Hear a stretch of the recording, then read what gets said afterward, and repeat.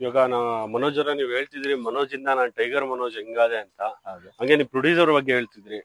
ಫಸ್ಟೇ ಪ್ಲಾನ್ ಮಾಡಿದ್ರೆ ಇಷ್ಟೇ ಆಗುತ್ತೆ ಬಜೆಟ್, ಈ ತರನೇ ಆಗುತ್ತೆ, ಇಷ್ಟು ಬಜೆಟ್ ಬೇಕಾಗುತ್ತೆ ಅಂತ?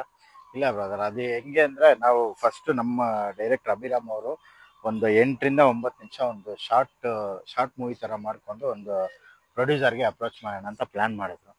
ಅದು ಆಕ್ಚುಲಿ ಮತ್ತೆ ಅವರು ಪ್ಲಾನ್ ಮಾಡ್ಬೇಕಾದ್ರೆ ಶೂಟ್ ಮಾಡ್ತಾ ಮಾಡ್ತಾ ಅವ್ರಿಗೆ ದೊಡ್ಡದಾಗಿ ಮಾಡೋಣ ಅನ್ಸ್ಬಿಟ್ಟು ಕಂಟಿನ್ಯೂ ಮಾಡಿದ್ರು. ಆನಂತರ ಈ ತರ ದೊಡ್ಡ ಟೆಲಿ ಸಿನಿಮಾನೇ ಆಗೋಯ್ತು ಅದು. ನಾವು ನೋಡ್ತಾ ನೋಡ್ತಾ ಇದ್ದಂಗೆ ಅವ್ರ ಪ್ಲಾನ್ಸ್ ಎಲ್ಲ ದೊಡ್ಡದಾಗಿರೋದ್ರಿಂದ, ಅವ್ರ ಆಲೋಚನೆಗಳು ಅದೆಲ್ಲ ದೊಡ್ಡದಾಗಿರೋದ್ರಿಂದ ನಮ್ಮ ಡೈರೆಕ್ಟರ್ ಒಂಚೂರು ಅದೇ ಟೆಲಿ ಸಿನಿಮಾ ಮಾಡ್ಬಿಡೋಣ, ಇದಾದ್ಮೇಲೆ ಮುಂದೆ ದೊಡ್ಡದಾಗಿ ಹೋಗೋಣ ಅನ್ನೋ ಪ್ಲಾನು ಮಾಡಿದ್ರು. ಯಾಕಂದ್ರೆ ನಾವೆಲ್ಲ ಹೊಸ ಹೊಸ ಕಲಾವಿದ್ರಲ್ಲ. ಹೌದು, ಇಂಡಸ್ಟ್ರಿಗೆ ಹೊಸ ಕಲಾವಿದ್ರು, ಅವರೇ ಹೊಸ ಪರಿಚಯ ಮಾಡಿಸ್ತಿರೋದು. ಒಂದೇ ಸಲ ಹೆಂಗೆ ಬರೋದು ಅಂತ ಚಿಕ್ಕದಿಂದ ದೊಡ್ಡದಾಗಿ ಪ್ಲಾನ್ ಮಾಡ್ತಾರೆ. ಅಲ್ಲ, ನಾನ್ ಕೇಳ್ಪಟ್ಟಂಗೆ ನೀವು ವಿನಯ್ ಅವ್ರು ಒಳ್ಳೆ ಫ್ರೆಂಡ್ಸ್. ಹೌದು. ಅಂದ್ರೆ ನೀವು ಫ್ರೆಂಡ್ಗೆ ವಿಲನ್ ಆಗೋಣ ಅಂತ ನಿಂತ್ಕೊಂಡ್ರ ಆಪೋಸಿಟ್? ಆ ತರ ಏನಿಲ್ಲ, ಒಂದು ಪ್ರಯತ್ನ ಅಷ್ಟೇ ಇದು.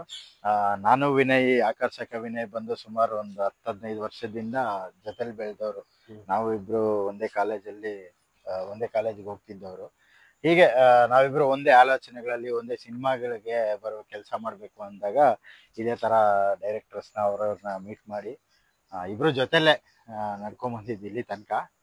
ಹಾಗೆ ಆಕ್ಚುಲಿ ನಾವು ಈಗ ನಮ್ಮ ಅಭಿರಾಮ್ ಅವ್ರನ್ನ ಮೀಟ್ ಮಾಡಿದಾಗ ಅವರು ನೀವು ವಿಲನ್ ಕ್ಯಾರೆಕ್ಟರ್ ಮಾಡಿ, ನೀವು ಹೀರೋ ಕ್ಯಾರೆಕ್ಟರ್ ಮಾಡಿ ಅಂತ ಅವರೇ ಪ್ಲಾನ್ ಮಾಡಿ ಅವರೇ ಹೇಳಿ. ಇವಾಗ ಮೂವಿ ಬಗ್ಗೆ ಬಿಡೋಣ ಮನೋಜ್ ಅವ್ರೆ. ಇವಾಗ ನಿಮ್ ಫ್ಯಾಮಿಲಿ ಬ್ಯಾಕ್ ಗ್ರೌಂಡ್ ಏನು, ನಿಮ್ ಫ್ಯಾಮಿಲಿ ಏನು, ನೀವ್ ಎಲ್ಲಿಂದ ಬಂದ್ರಿ ಎಲ್ಲ ಹೇಳಿದ್ರಿ.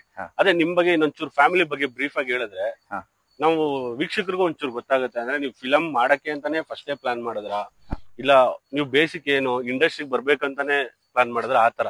ಇಲ್ಲ, ಇಂಡಸ್ಟ್ರಿಗೆ ಬರ್ಬೇಕನ್ನೋ ಆಸೆ ತುಂಬಾ ಚಿಕ್ಕಂದಿನಿಂದ ಇತ್ತು.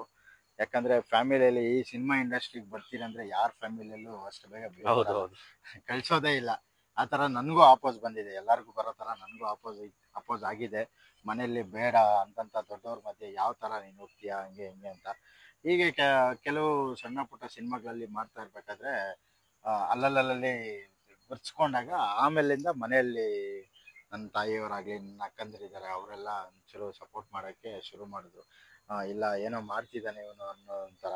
ಆದ್ರೂ ಒಂದು ಭಯ ಇದೆ ಅವ್ರಿಗೆ, ನಾವು ಆ ಭಯನ ಮುಂದೆ ಹೋಗ್ಸೋಣ ಅಂತ ಖಂಡಿತ ಪಣ ತೊಟ್ಟಿದ್ದೀನಿ, ಮಾಡೇ ಮಾಡ್ತೀನಿ. ಖಂಡಿತ ಮಾಡಿ ಮನೋಜ್ ಅವರೇ, ಒಳ್ಳೇದಾಗ್ಲಿ, all the best. Thank you. ಇಷ್ಟೊತ್ತು ನಾವು ಮನೋಜ್ ಬಗ್ಗೆ ಮಾತಾಡಿದ್ರಲ್ವಾ, ಇವಾಗ ನಾನ್ ಮನೋಜ್ ಬಗ್ಗೆ ಚಿಕ್ಕದಾಗ ಒಂದ್ ಹೇಳೋದೇನು ಅಂದ್ರೆ, ಮನೋಜನ್ ನನ್ಗೆ ಇವಾಗ ಇಂಟರ್ವ್ಯೂ ಮಾಡೋದ್ರಿಂದ ರಕ್ಕಸದೃಶ್ಯಂ ಇಂದ ಏನ್ ಫ್ರೆಂಡ್ ಅಲ್ಲ.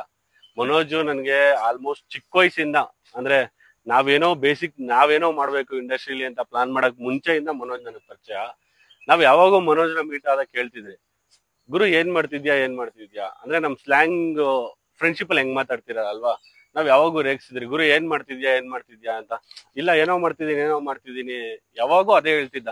ನಾವ್ ಇವತ್ತು ರಕ್ಕಸದೃಶ್ಯಂ ನೋಡಿದ್ಮೇಲೆ ಅನ್ಸಿದ್ದೇನೋ ಅಂದ್ರೆ, ಪರವಾಗಿಲ್ಲ, ನಮ್ ಹುಡ್ಗನು ಏನೋ ಮಾಡ್ತಿದ್ದಾನೆ ಅಂತಿಲ್ಲ, ಏನೋ ಮಾಡಿದ್ದಾನೆ, ಪರವಾಗಿಲ್ಲ, ಇಂಡಸ್ಟ್ರಿಲಿ ಒಳ್ಳೆ ಬೆಳೀಲಿ ಮನೋಜ್ ಅವರು ಅನ್ನೋದಕ್ಕಿಂತ ನಮ್ಮ ಮಂಜು, ಆಲ್ ದಿ ಬೆಸ್ಟ್ ಮಂಜು, ಒಳ್ಳೇದಾಗ್ಲಿ. ಹಾಗೆ ಇನ್ನೊಂದು ವಿಚಾರ, ನನ್ನ ಚೈಲ್ಡ್ಹುಡ್ ಸ್ನೇಹಿತ ಶ್ರೀಶಾ ಗೌಡರು ಈಗಾಗಲೇ ಸಿನಿಮಾದಲ್ಲಿ ದೊಡ್ಡ ಸಿನಿಮಾಗಳಲ್ಲಿ ಪ್ರೊಡಕ್ಷನ್ ಮ್ಯಾನೇಜರ್ ಆಗಿ ಕಾರ್ಯನಿರ್ವಹಿಸ್ತಾ ಇದ್ದಾರೆ. ಅವ್ರದ್ದು ಏನು ಸುಮ್ಮನೆ ಇಲ್ಲ ದಾರಿ, ತುಂಬಾ ಕಷ್ಟಕರವಾಗಿ ತುಂಬಾ ಕಷ್ಟ ಬಿದ್ದು ಇಲ್ಲಿ ತನಕ ಬಂದಿದ್ದಾರೆ. ಅವ್ರಿಗೂ ಖಂಡಿತ ಒಳ್ಳೇದಾಗ್ಲಿ, ತುಂಬಾ ದೊಡ್ಡ ಸಿನಿಮಾಗಳು ಮತ್ತೆ ಮಾಡ್ಲಿ, ಅವ್ರು ಮಾಡ್ತಿರೋ ದೊಡ್ಡ ಸಿನಿಮಾಗಳಲ್ಲಿ ನಮಗೂ ಅವಕಾಶ ಕೊಡ್ಲಿ ಅಂತ ಕೇಳ್ಕೊಂತೀನಿ. Thank you. ನಾನ್ ದೊಡ್ಡ ಸಿನಿಮಾ ಮಾಡಕ್ ಕಾರಣನೇ ನನ್ನ ಗುರುಗಳಾದ ದೇವಣ್ಣ ಅವರು ಕಷ್ಟಪಟ್ಟು ಯಾವ್ದಾದ್ರು ಒಂದು ಮೂವಿ ತಗೊಂಡ್ಬಂದ್ರೆ ಅವ್ರ ಅಸ್ಟೆಂಟ್ ಆಗಿ ಮಾಡ್ತೀನಿ.